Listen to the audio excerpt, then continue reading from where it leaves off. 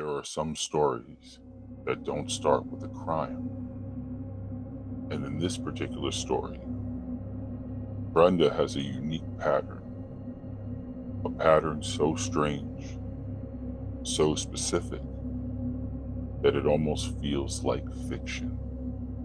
But this one isn't fiction. This one is real. And the woman at the center of it calls herself Brenda. Now, hear me right, Brenda isn't afraid of danger. She's actually attracted to it. She doesn't date casually. She doesn't date safely.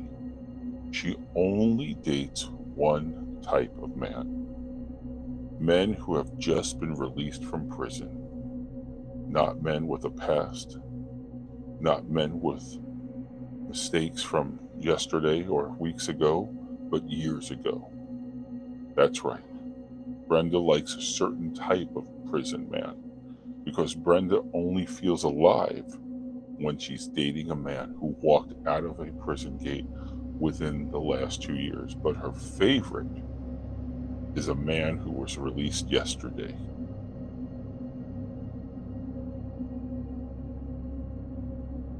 Today's story is about one of my clients. We'll call her Brenda for this episode. She has a unique way of meeting men. In fact, there's only one way to meet a man, and that only way that anyone could get a phone number or any kind of connection is if you are a proven ex-convict. That is the only way she would even give you the time of day. So before we get into this story, please subscribe, like, share, and comment. And now on with the story. I remember the day when I first met Brenda. She stepped into my office. She looked like she could be in her mid-30s. She seemed very educated. She was very well-spoken. And she was a professional. She owned her own companies. On the surface, she looks like someone who would be lecturing about healthy boundaries, not breaking every single one of them. Because behind closed doors, Brenda has a secret, a fetish, a compulsion, a psychological hunger she can't explain or wants to explain and can't control it, she says, because, frankly, I don't need to. You see, I'm here today not because I'm blamed for anything or what I'm doing. See, when I tell you a little bit about myself and what connects me to a man, I don't get many friends or connection. Maybe you'll see why in a moment. So I'm not really here for therapy, just for venting. And so she says, I don't feel anything for normal men. I only feel something when he's dangerous or when he's trying to rebuild his life, but just temporarily. You see, I don't want him to get too accustomed to a domestic lifestyle. I like the danger. Now, you won't find me on dating apps. I don't do the swipe right thing, but I do manage to find online a place to find inmates. I find out why they are in jail and when they're going to be released and how to contact them. This isn't a hobby for me. This is a connection. It's a weird kind of stability. But I want a man with a record. So what kind of a person feels this way? When I ask about her family, she says, my family's normal. My parents are actually both doctors, and it was a very conservative household. There was never anyone in the family tree that was of a prison inmate or whatever you want to call them. It just was something that I got into, something that I connected to, and I've been doing it for years now. So let's find out about those years. Years, she says. You see, because Brenda's first ex-con boyfriend was released after serving 4 years. She met him on the same week he got out because she studied, she looked, and she found. She said the moment she saw him, she felt a rush, a thrill she had never felt with anyone else. She described it like this: it's like dating a storm. You don't know if it's going to rain or destroy everything like a snowstorm. No, nothing like that at all. Now, eventually, they get domesticated. So the relationship lasted about 6 months, and it ended when he had something more than a criminal background. He had a drug background. I'm not into that, but I am into the other stuff. So Brenda didn't leave because she was scared. She left because the thrill was gone. He became stable, predictable, safe. And Brenda, she doesn't do safe. So if Brenda doesn't do safe, what needs is she looking to meet? No one ever gives her human need number one, which is a sense of certainty. But they do give her significance if you look for social needs, because there's two kinds of human needs. There's 6 human needs that you and I have, but then we also have social needs. So the first one in the social world is she's definitely significant. They want to get to know her. Then you have the second human need, which is variety. She totally has that each and every time. She also has from significance and social needs to acceptability. And then she's also meeting connection. She doesn't care much about the love on human need number 4, but she does love connection. And in the social needs, if you add both of them together, this equals power. Because no other woman would date men like this, really. Maybe they do. But in her case, she felt unique and she felt powerful because other women would be scared to date a guy of this caliber. Now, Brenda's attraction isn't random. You see, it's rooted in 3 psychological patterns. Let's take the first one, the savior complex. She feels powerful, right? She feels valuable only when she's saving someone. But what she's really doing is reacting to their physical needs, which then become emotional. She uses this when speaking to them. They have the most intimate, provocative conversations via email and whenever they can get a phone call, which takes us to number 2 out of the psychological patterns. She's trauma bonding. You see, she grew up around chaos in her mind because it was too boring. So chaos feels like home because it was the only time when she brought the bad boy home did she have connection with her parents. So calm feels foreign. Stability feels boring, but danger feels familiar, which now she's getting her needs met as a child or a teenager or a young woman. But whenever she realized daddy and mommy acted on this, which gave her an adrenaline rush, and the adrenaline became the addiction. Her brain was wired to chase intensity. Normal relationships don't give her the dopamine hit she's used to.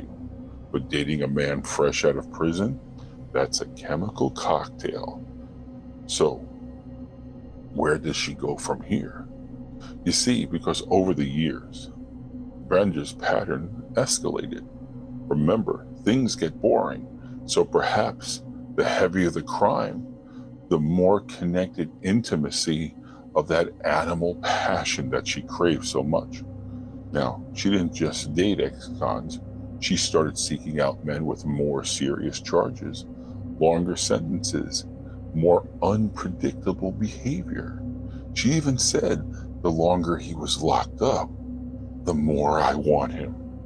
Her friends begged her, the few that she did have that wasn't afraid to be around her when these guys come out of prison, because she doesn't want them around because they always have something to say, and they were frightened anyway.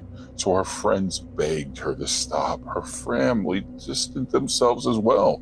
They were frightened that what kind of a man or men is she going to bring home to us, and are they a threat? Should we worry about our lives? Brenda didn't care. She wasn't dating for love. She was dating for the high. And the high it was. Again, she's reaching everything. And if you go into her PTSD, she's also utilizing exactly what she did when she would bring the bad boy home in junior high or high school and moving forward, no matter what. She got the attention she needed from everyone in her circle. She met every need possible. Why change? What makes a person change when you're going through the bad boy all the time and going through all of these things? Well, we only change for two reasons and two reasons only. In her mind, she already figured out the first one. We change for love or if something's too painful. That is it. So it's not painful. In fact, it's exciting. She's getting everything met for herself. But will pain come in? Not at the caliber of a man she wants, has a more intensive record in reference to crime? So, what would happen? Would there be someone who would change everything? So as time passed, she needed something more exciting. Brenda then would meet Marcus. He had been released 48 hours earlier after serving 8 years for armed robbery and assault.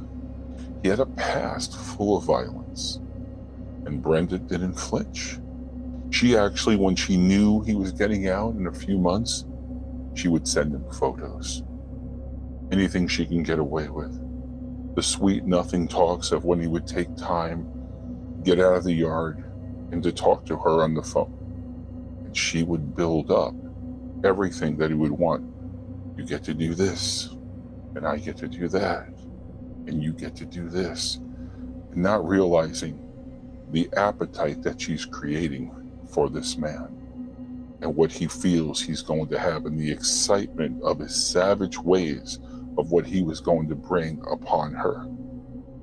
Because even though it was armed robbery, there was assault and more past full of violence in reference to his past relationships that she had no idea what was behind his mask. So Brenda didn't flinch. In fact, she leaned in. But Marcus wasn't like the other criminals or men or convicts. He didn't want saving. He didn't want a caretaker. He's an alpha all the way. He did his time. He was feared. He didn't want a woman who saw him as a project. I'm an alpha male. No one tells me how to live. He wanted control. And Brenda, when she was with him, day one, day two, she couldn't just leave the home. She couldn't just go about her business. You see, Marcus was used to control. Maybe he had learned that from the past, but he definitely picked up some more ways in prison. And Brenda, for the first time, felt fear. Not excitement, not thrill, and not that adrenaline rush, but fear. And that fear forced her to confront the truth. She wasn't in control.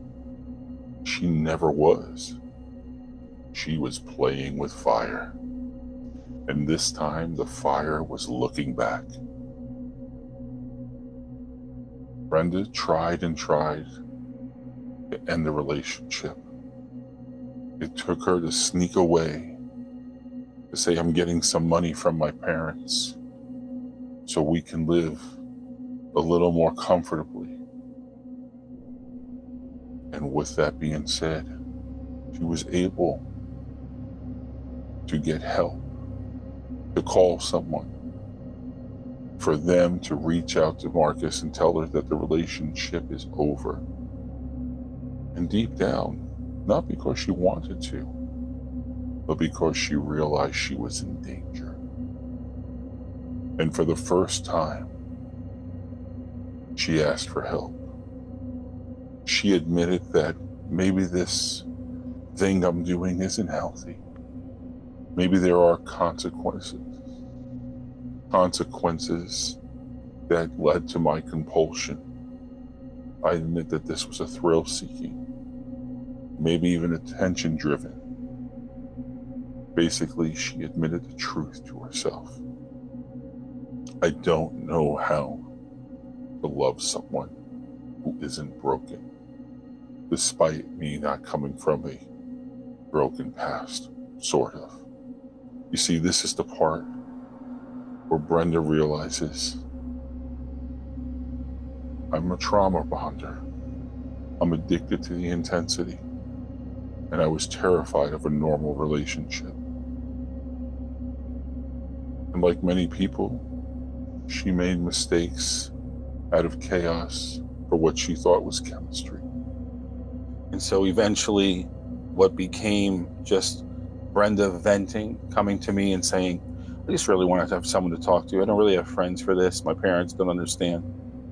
But it took Marcus to make a shift. Now, did Marcus pursue?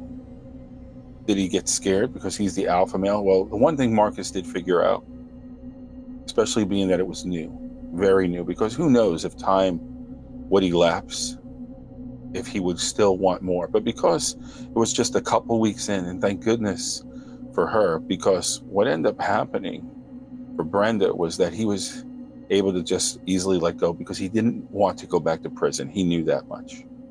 So Brenda, thank goodness, didn't have the investment in deeply. And the good news was that he wasn't from there anyway, so he was able to stick around, realize he didn't have a place to go. He had to go back to the town he used to live in, which isn't 3 states over, though he is still slightly in the picture, knowing that, but not, because the fact is that she did get a pass this time, but who knows what the future will bring. Now, she realized this. She spoke with me. She said, I'm ready to try to fly right. But remember, this addiction, if you will, started when she was a teenager and she got the attention from her parents. Teenager to college girl to grown woman into what you heard today. Did she make a change? Well, she says there are moments, but she gives it an excuse now. I'm going back to the lighter crime men. So she got a pass the first time. Will there be a pass the second time? We can only wish for her the best. But let's find out other ways that maybe she found to help herself. Brenda still struggled because she loved the attention she was connecting. And she did date other men, but not with the crime record, at least that she believes that the other person had in his life. Marcus, who scared the living hell out of her. She did 3 dates down the road with 3 different men, 3 different convicts. She did get pregnant from the last person. Now, this man, who she's still with, he was arrested years before for embezzling. He now owns a lawn service. He is trying to make something of his life. And right now she feels settled. Maybe having the child made a difference. He says, I feel different now. I don't want this for my little girl. And right now, me and her father are making it happen. And he doesn't want to be the prisoner. He says, I learned from my mistakes. I could have done better if I didn't embezzle. But I have a good career, and I'm able to support you. But they're working right now as a team, moving forward in their life. There was danger. There was a pattern. And it took her getting pregnant from the last convict she was seeing, or let's not even call him that, because he is trying to have a second chance. He doesn't hurt her or abuse her. I still speak with her. And I've actually met him as well. He said, I made some bad choices. and I've learned from them. And now I'm a dad. And we live in a good upscale neighborhood. We both, with our income, can afford to live this way. And unless it comes out, he says, I don't share what I once was because I'm no longer that. In fact, I don't even emphasize that to my daughter. Brenda and Bradley are making a go of it. Hopefully this is the thing that she needed in life to give her the stability of feeling a sense of love and connection. And so Brenda met Bradley, who, as you heard, embezzled. And he served his time. And he realized he wasn't going to get the office job. So he took the money that he did have legally, and he started a lawn service business that now has people under him, and he's been productive, and their family is prospering. Hopefully she won't fall out of love due to boredom. Right now, I still connect with both of them, and they're moving in the right direction, and it seems that brighter days are now here, especially with their little one. So I hope you enjoyed this story. And if you did, please subscribe, like, share, and comment. And until next time, have a great day or evening, wherever you are.